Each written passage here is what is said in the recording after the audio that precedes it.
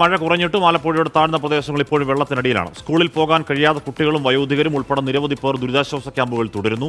Kainakari saint Mary's LP സ്കൂളിലെ ദുരിതാശ്വാസ ക്യാമ്പിൽ നിന്നും YS അഭിനന്ദ് തയ്യാറാക്കിയ റിപ്പോർട്ട് കാണാം.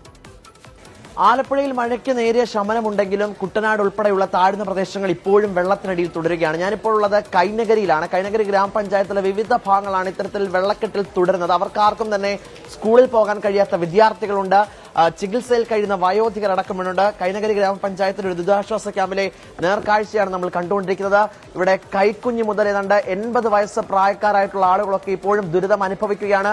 അവർക്ക് നിരന്തരമായ പ്രശ്നമാണ്. ഇത്തരത്തിലേക്ക് ഒരു ചെറിയ വെള്ളക്കെട്ട് ഉണ്ടായാൽ പോലും വലിയ ദുരിതമാണ് അവർ അനുഭവിക്കുന്നത്. അതിനകത്ത് ഒരു തരത്തിലുള്ള അറുതിയും ഉണ്ടാകുന്നില്ല എന്നതാണ് ഈ ദുരിതാശ്വാസ ക്യാമ്പിൽ നടക്കാൻ നമുക്ക് വ്യക്തമാകുന്നത്. എന്തായാലും ഇവിടെ നമ്മളോടൊപ്പം ചേരുന്നുണ്ട്.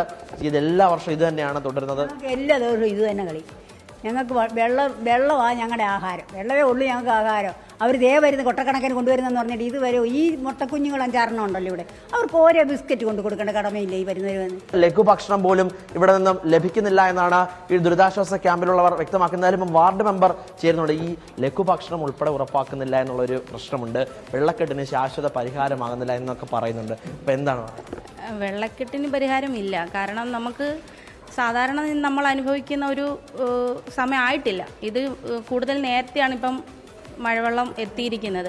അപ്പോൾ സാധാരണ ഞങ്ങൾ ഈ വെള്ളക്കെട്ട് എല്ലാ വർഷവും ഞങ്ങൾ അനുഭവിക്കുന്നതാണ്. അതൊരു ജൂലൈ ആഗസ്റ്റ് മാസത്തിലാണ് ഞങ്ങൾ എപ്പോഴും പ്രളയത്തെ നേരിട്ടുകൊണ്ടിരിക്കുന്നത്. പക്ഷേ ഇതിപ്പോൾ നേരത്തെയാണ്. പക്ഷെ നമുക്കിനി ഇനിയും വരാനുള്ളത് എങ്ങനെയാണെന്ന് നമുക്ക് പറയാനൊക്കത്തില്ല. അപ്പം കൈനകരി മൊത്തത്തിൽ പ്രശ്നമുണ്ട്. ഒരുപാട് പേര് ഈ വെള്ളത്തിൻ്റെ ബുദ്ധിമുട്ട് അനുഭവിക്കുന്നവരുണ്ട്. കുറേ പേര് ക്യാമ്പിൽ താമസിക്കുന്നവരുണ്ട്.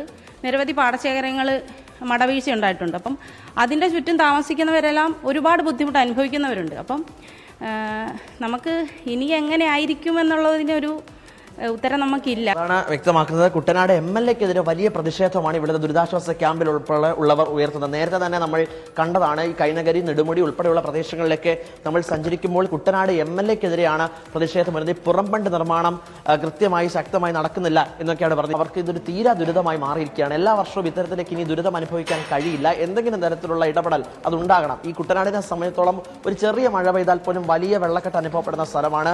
ഈ പുറംബണ്ട് നിർമ്മിക്കാത്തതിലുള്ള പ്രശ്നം, തോട്ടപ്പള്ളി പൊഴിമുറിക്കൽ വൈകിയത് അടക്കമുള്ള പ്രശ്നം രൂപപ്പെടുത്തുന്നുണ്ട്. എന്തായാലും കൈനകരി ഗ്രാമപഞ്ചായത്ത് പൂർണ്ണമായും വെള്ളത്തിനടിയിലാണ്. കുട്ടനാടിന്റെ പരിസര പ്രദേശങ്ങൾ വെള്ളത്തിനടിയിലാണ്. സർക്കാർ ഓഫീസുകൾ വെള്ളത്തിനടിയിലാണ്. അങ്ങനെ മഴ മാറിയിട്ടും കുട്ടനാടിന്റെ ദുരിത കഥ, ആലപ്പുഴയുടെ ദുരിത കഥ അങ്ങനെ തുടരുന്നു എന്നതാണ് ഏറ്റവും പ്രധാനപ്പെട്ട കാര്യം.